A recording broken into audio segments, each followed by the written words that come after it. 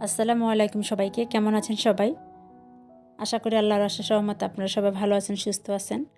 আলহামদুলিল্লাহ আমরা আল্লাহ পাকের ইচ্ছায় ভালো আছি। আমি আমার চ্যানেলে ছোট্ট একটা ভিডিও নিয়ে চলে আসলাম। আজকে আমি সকাল সকালে একেবারে অনেক সকালেই আমি আমার ভিডিওটা শুরু করেছি। আজকে আমি ৭টা থেকেই ভিডিও শুরু করেছি। অনেক সকালে উঠেছি। সকাল সকাল আমি খিচুড়ি বসাচ্ছি। আজকে একটু তাড়াহুড়া করতেছি কিসের জন্য সেটা আপনারা পরে জানতে পারবেন। আর এই তো আমি এক চুলায় খিচুড়ি বসিয়ে দিলাম। সবজি খিচুড়ি আর এক চুলা আমি মাছ রান্না করব। মাছটা আমি রাত্রেই বের করে রাখছিলাম যাতে বরফটা তাড়াতাড়ি ছেড়ে যায় সেজন্য। কারণ সকালবেলা আমি এতটা সময় পাবো না, সেজন্য আমি রাত্রেবেলায় মাছটা বের করে রেখেছিলাম। মাছটা আমি বের করে লবণ দিয়ে মেখে রেখেছিলাম। এখন আমি ভালোভাবে আরেকটু লবণ দিয়ে ভালোভাবে মাছটা পরিষ্কার করে নিচ্ছি। মাছ আমি আজকে পেঁয়াজ দিয়ে ভুনা করব। আজকে বেশি ঝামেলায় যাব না। আজকে রুটিও বানাবো না। খিচুড়ি রান্না করেছি আর এই মাছ রান্না করব আর একটা ভাজি করব। বেশি আজকে রান্নায় যাব না, ঝামেলায় যাব না।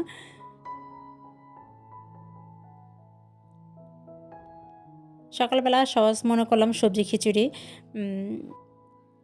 আর মাছ রান্না করব।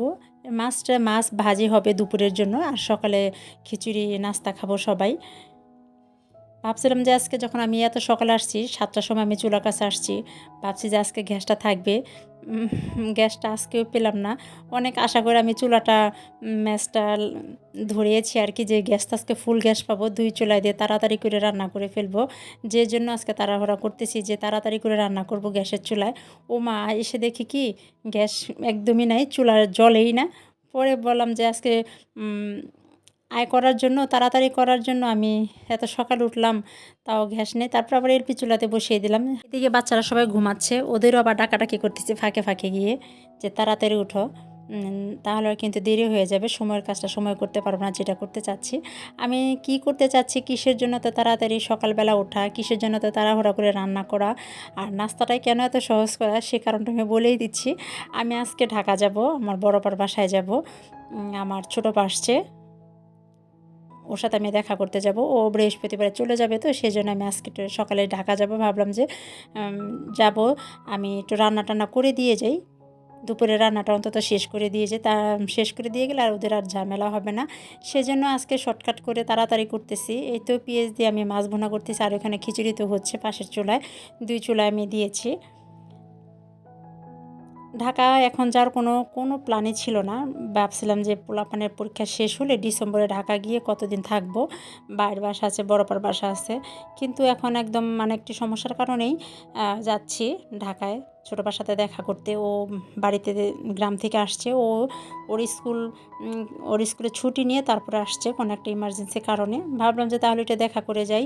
আর ডিসেম্বরে তো এবার গ্রামের বাড়িতে যাওয়া হবে না। সেজন্য ভাবলাম যে তাহলে এখানে যখন ও আসছে ওর সাথে আমি একটু দেখা করে আসি। আরও ছোট আপাও বারবার ফোন দিচ্ছে, বড় আপাও ফোন দিচ্ছে যে শিল্পী আসছে, তাহলে তুই দেখা করে যা। এই জন্য আরও যাওয়া, আজকে তো কোনো প্ল্যানে ছিল না। তার জন্য ভাবলাম যে তাহলে সকাল সকাল রান্নাটা শেষ করে নিই। রাত্রেও কিছু মানে সবজি-টবজি কেটে রেখেছিলাম। পেঁয়াজ পেঁয়াজ কুচি সব করে রেখেছিলাম। মাছটাও বের করে রেখেছিলাম যাতে সকালে এত ঝামেলা না হয়। আমি জানি তাড়াতাড়ি করে বের হতে পারি, সেই জন্যেই। আর ঢাকার রাস্তা তো এখনও খুবই ভয়াবহ। জ্যামের কারণে আর কোথাও এখন বের হতেও ইচ্ছা করে না। ভাবছিলাম যে এখন আর তো বের হব না, সামনে ওদের পরীক্ষা। কিন্তু কোনো একটা কারণে আমাকে ঢাকায় আসতে হলো ছোট আপার সাথে দেখা করতে। এই তো খিচুড়িটা বাগার দিয়ে নিলাম। আর এদিকে আমি মানে রাতে যে ব্যাগটা গুছিয়ে রাখবো মনে ছিল না। আর ভাবলাম যে বেশি কাপড়-চোপড় যেহেতু নেব না, এক ব্যাগের মধ্যে ৩ জনের কাপড়-চোপড় নিব, তো সেজন্য আর এত ঝামেলাও করি নাই। ২-৩টা করে সেট নিব শুধু। এই তো আমি ব্যাগটা গুছিয়ে নিচ্ছি আর সব কাজ শেষ করে দিয়ে আসলাম। আর যদি ঢাকার কথা বলি, কি ঢাকার যেখানে হোক না কেন, আমি যদি বলি যে আমি কোথাও যাব তাহলে তো কোনো কাজের শেষই নেই। কাজের একটার পর একটা কাজ বের হতেই থাকে।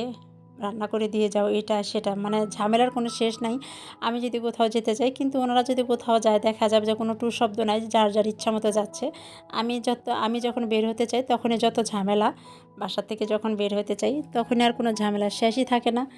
যাই হোক আমি যেটুকুই পারি গুছিয়ে দিয়ে আসছি, ঝামেলা একটু কমিয়ে দিয়েই যেভাবে হোক আমি চলে আসছি। আমি আসছি বাসে এসে আমি গুলিস্তান বায়তুল মোকাররমের এখানে নামছি। পরে দুলাভাই গাড়ি পাঠিয়েছিল, দুলাভাই অফিসে গিয়েছিল, তো সেজন্য একটু দেরি হওয়াতে পরে দুলাভাই গাড়ি পাঠিয়েছে। আমি আবার রোহান সাফুনকে নিয়ে বায়তুল মোকাররম থেকে গাড়িতে উঠছি।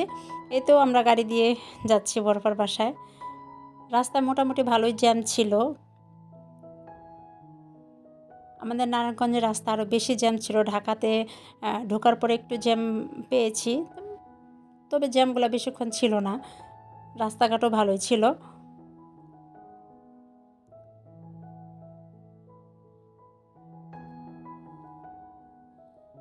এই তো রোহান ভিডিও করতেছে ফাঁকে ফাঁকে। আমি তো গাড়িতে উঠলে কোনো কথাই বলতে পারি না, মানে চোখ বন্ধ করে থাকতে হয়। আর যদি সেটা হয় এসি গাড়ি, তাহলে তো কোনো আর কথাই নেই। এসি গাড়িতে আমি আরও বেশি উঠতে পারি না, অনেক সমস্যা হয়। তারপরেও মানে চলাফেরা করতেছি। এই তো আমরা কাছাকাছি চলে আসছি, বড়পার বাসায় প্রায় এসে পড়েছি।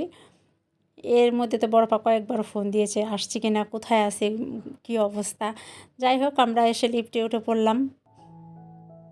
তবে আজকে অনেকক্ষণই সময় লেগেছে আসতে, অনেক জ্যাম ছিল রাস্তায়। এই তো আমি চলে আসলাম বড়পার বাসায়।